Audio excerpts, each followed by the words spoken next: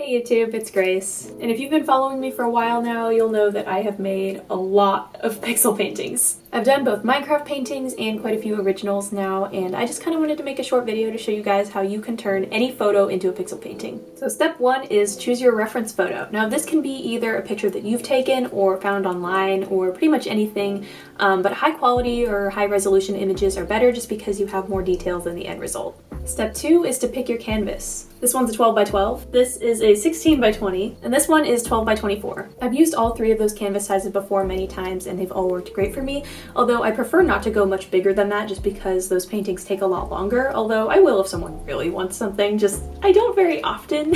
But this part is completely up to you, so if you want to paint like a million pixels, then go for it. Step three is to crop your reference photo to be the same proportions as your canvas. For example, this painting here is 12 by 16 inches, but if you just simplify that, it is a 3 by 4 kind of ratio. So what I do is I'll pull up my reference on my computer or my phone and I'll just resize it so that it's 3 by 4. This keeps everything as proportionate as it can be and makes sure that your pixels aren't super long or tall and basically just as close to a perfect square as they can be. Step four, now that you have your reference image that is the right proportions, it's time to pixelate it. I'm sure that there are tons of websites out there that you can use for this, but the one I personally use is called Pixelate, and I will have it linked in the description if anyone wants to try it out. It's a very simple website and I've used it a lot. You can basically just upload any image and pixelate it. You can make it as like complicated or simple as you want.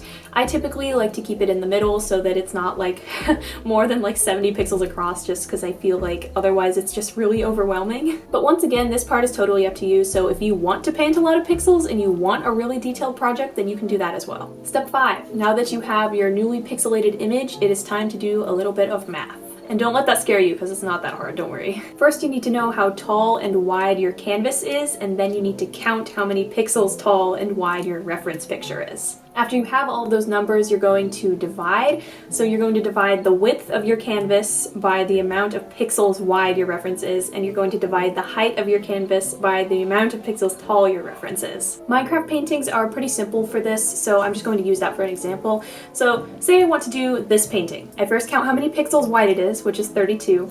Then I count how many pixels tall it is, which is 16. This canvas here, this hypothetical canvas that I'm using, is going to be 24 inches wide and 12 inches tall. So I will divide 24 inches by 32 pixels and 12 inches by 16 pixels. I hope I said that right.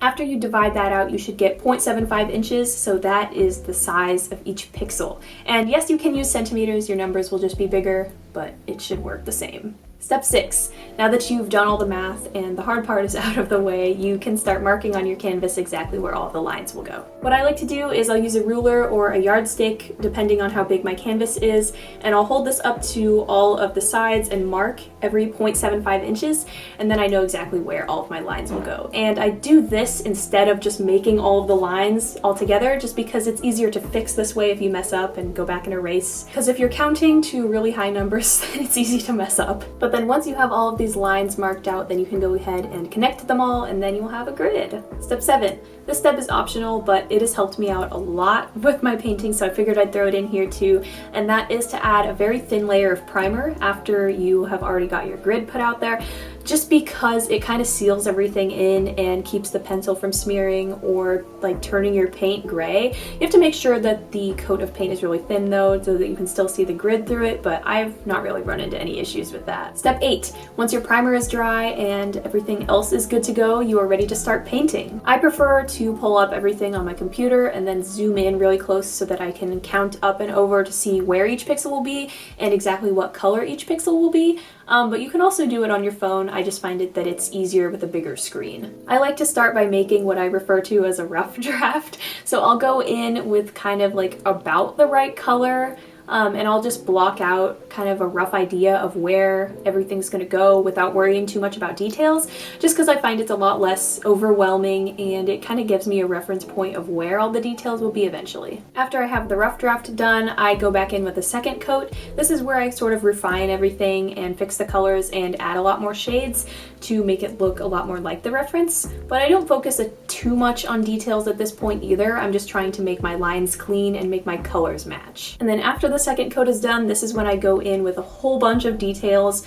and blending colors. I try to make the transitions between the colors a little bit less harsh just to make everything look more natural. This process is actually my favorite part of making pixel paintings just because it really brings the subject to life and it allows you to really put your own personal touch on it, which I like. A lot of the times with this very last step, I don't really look at my reference a lot. I kind of just think in my head of like what I think it would look good. But after my finishing touches are done, I like to let my painting dry for at least a good 24 hours if it's a commission before I send it out, or if it's just something I'm keeping for myself, then I just hang it up immediately because I have no patience. Even though this tutorial only has 8 steps, the pixel painting process can be very time consuming. Like I think this one took me about 17 hours and some of my other ones took 15 or more at least. So if this is something that you're wanting to try out, just be very conscious of that and have lots of patience with yourself, especially in the beginning stages. Things can look kind of scary with the rough drafts, but just trust the process. But that concludes this video. Thank you so much for watching. I hope you guys found it entertaining or helpful in some way if you are looking to do some of the same paintings that I have. As always, if you want to see any of the other art that I've made or if you want to commission me, check out my Instagram.